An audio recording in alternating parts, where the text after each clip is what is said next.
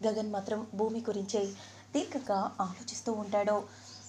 ఇక ఏం చేయాలి, నేను నా భూమిని సొంతం చేసుకోలేనా, ఇక నా భూమికి నేను ఎప్పుడు దూరంగా ఉండాల్సిందేనా అనే విధంగా అనుకుంటూ ఆలోచిస్తూ అలా నడుచుకుంటూ వెళ్ళిపోతూ ఉంటాడు. ఇక అప్పుడు వెయిటర్ ఇలా అనుకుంటూ ఉంటాడు, అయ్యో సార్ బాగా తాగేశారు, అసలు ఈసారి ఇంటికి ఎలా వెళ్తాడో ఏంటో, నేను పట్టుకుంటే కూడా వద్దని చిరాకుగా ఉన్నాడు.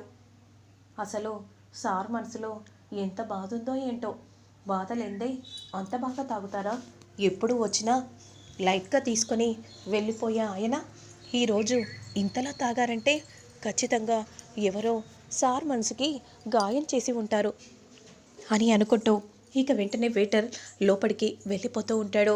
ఇక అప్పుడే గగన్ మాత్రం కారెక్కేసి కార్ని వేగంగా నడుపుతూ వెళ్తూ ఉంటాడు.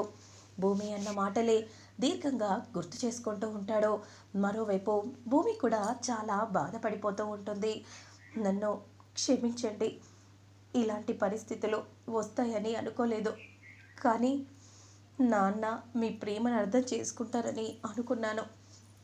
నాన్న మీ ప్రేమని అర్థం చేసుకోవడానికి టైం పడుతుందని మీరెందుకు ఆలోచించట్లేదు, మీ మనసును నేను ఎందుకు బాధ పెడుతున్నాను సార్, మీరు ఎప్పుడు నా గురించే ఆలోచిస్తూ ఉంటారు సార్, కానీ నేనే ఎప్పుడు మిమ్మల్ని బాధ పెడుతూ వచ్చాను, అలా అని నాన్నను నేను బాధ పెట్టలేను, అందుకే ఇలా చేశాను సార్. ఇప్పుడే నాన్న బయటికి వచ్చారు కోమాల నుండి, మళ్ళీ నాన్నని నా వల్ల బాధ పెట్టడం నాకు ఇష్టం లేదు, అర్థం చేసుకోండి అని గగన్ని తలుచుకుంటూ భూమి బోరున ఏడుస్తూ ఉంటుంది. ఇక మరోవైపు గగన్ మాత్రం అలా ఇంట్లోకి నడుచుకుంటూ వస్తూ ఉంటాడు. అంతలో శారద చూస్తుంది. ఇక శారద చూసి ఒక్కసారిగా షాక్ అయిపోతుంది.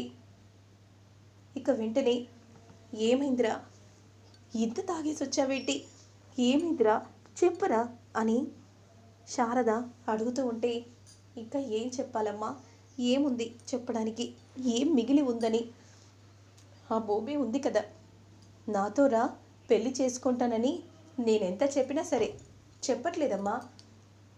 భూమికి వాళ్ళ నాన్నే ముఖ్యమట, వాళ్ళ నాన్నను బాధ పెట్టడం ఇష్టం లేదట, కానీ నన్ను మాత్రం బాధ పెడుతుంది. భూమి లేకుండా నేను బ్రతకలేను, ఆ విషయం భూమికి కూడా తెలుసమ్మా, కానీ నా జీవితంతో భూమి ఈ విధంగా కూడా ఆడుకుంటుందని నేను అస్సలు ఊహించలేదు. నాన్న అంత నా మనసును గాయం చేసినా నీ వల్ల నేను బయటపడ్డానమ్మా, కానీ ఈరోజు నా మనసుకే పూర్తిగా గాయమైపోయింది.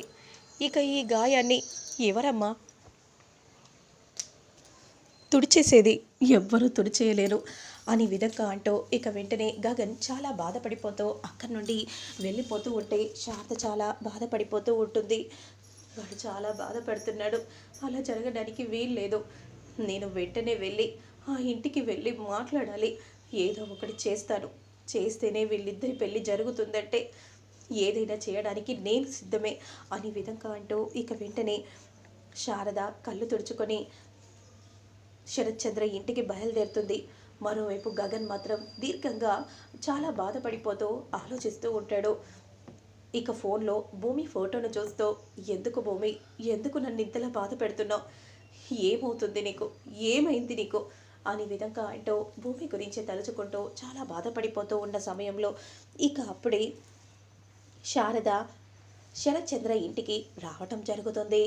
ఇక అంతలో శారదను చూసిన అపూర్వ ఒక్కసారిగా షాక్ అయిపోతుంది. బావా బావా అని గట్టిగా పిలుస్తూ ఉంటే, ఏమైంది అపూర్వ, మన ఇంటికి ఎవరొచ్చారో చూడు బావా, అసలు అడ్డమైన వాళ్ళు మన ఇంటికి రావడం ఏంటి, అసలు ఏమనుకుంటుంది, ఈ ఇంట్లో ఎందుకు కాలడుగు పెట్టావే అని కోపంగా అపూర్వ అడుగుతూ ఉంటే ఇక ఏ సమాధానం చెప్పాలో అర్థం కాక తలదించుకొని మౌనంగా ఉండిపోతుంది. ఇక్కడికి ఎందుకు వచ్చావు అని శరత్చంద్ర కోపంగా అడుగుతూ ఉంటాడు.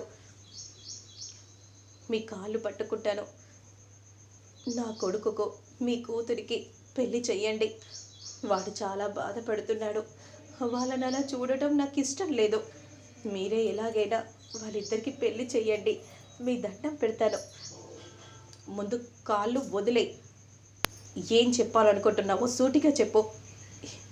ఏముంది, వాళ్ళిద్దరి పెళ్లి చేయండి. నువ్వు అనుకోగానే మా బావ అలా ఎలా చేస్తాడు? అయినా మా బావ గురించి నీ గురించి కూడా ఆలోచించాలి కదా. నేనేదైనా చేయడానికి సిద్ధంగా ఉన్నాను. నేనేదైనా చేస్తాను వాళ్ళిద్దరి పెళ్లి జరగాలంటే. అవునా? వాళ్ళిద్దరి పెళ్లి జరగాలంటే నువ్వేదైనా చేస్తావా? అయితే వాళ్ళిద్దరి పెళ్లి జరగాలంటే మా బావకు మనసుకు కూడా గాయం కలగకూడదు అంటే, ఒక రకంగా మా బావకు కూడా మేలే జరగాలి అంటే, నేను నీతో ఒక విషయం మాట్లాడాలని అనుకుంటున్నాను. అప్పుడు శరత్చంద్ర అపూర్వ వైపు అలానే చూస్తూ ఉంటాడు. ఏంటో చెప్పండి, నేనేదైనా చేస్తాను. కృష్ణప్రసాద్కి నువ్వు విడాకులు ఇవ్వాలి. ఎప్పుడైతే కృష్ణప్రసాద్కి విడాకులు ఇస్తావో నెక్స్ట్ డేనే గగన్ భూమిల పెళ్లి చేస్తాము. మేము చెప్పిన దానికి నువ్వు సై అంటే సై, లేదు అంటే ఇక నీ దారి నీది, మా దారి మాది. ఎప్పటికీ వాళ్ళ పెళ్ళి జరగదు. ఇక భూమి లేకుండా గగన్ ఉండలేడు, గగన్ లేకుండా ఒక రకంగా భూమి కూడా ఉండలేదు. కానీ వీళ్ళ నాన్న ప్రేమ వల్ల ఖచ్చితంగా ఉండగలదు. అలాగే ఇంకొద్ది రోజులు చూసి మా భూమికి కూడా మేము మంచి సంబంధం చూసి పెళ్లి చేయాలని అనుకుంటున్నాం. ఇక ఆ సంబంధంలో మీ కొడుకు ఉంటాడో లేడో ఇక నువ్వు ఆలోచించుకో. ఇక పద బావ, ఇక్కడ నుండి మీరు కూడా వెళ్ళిపోవచ్చు. నేను విడాకుల పేపరు ఇప్పుడే ఈ క్షణమే కృష్ణప్రసాద్కి ఇస్తాడు అని ఈ విధంగా అనగానే శరత్చంద్ర అపూర్వ ఇద్దరు కూడా షాకింగ్గా చూస్తూ ఉంటారు. ఏంటి, విడాకులు కృష్ణప్రసాద్కి ఇస్తావా? ఇది నిజమా కలనా? ఇస్తాను. కృష్ణప్రసాద్, కేపీ ఎక్కడ ఉన్నావు? మీరా, త్వరగా రండి. ఏమైంది వదిన అనే విధంగా అంటూ ఇద్దరు కూడా రాగానే, ఏమైంది శారద ఇక్కడికి వచ్చిందేంటి అని కృష్ణప్రసాద్ అనుకుంటూ క్రిందికి దిగగానే, మా ముందు చెప్పడం కాదు, అతని ముందు చెప్పు, కేపీ ముందు.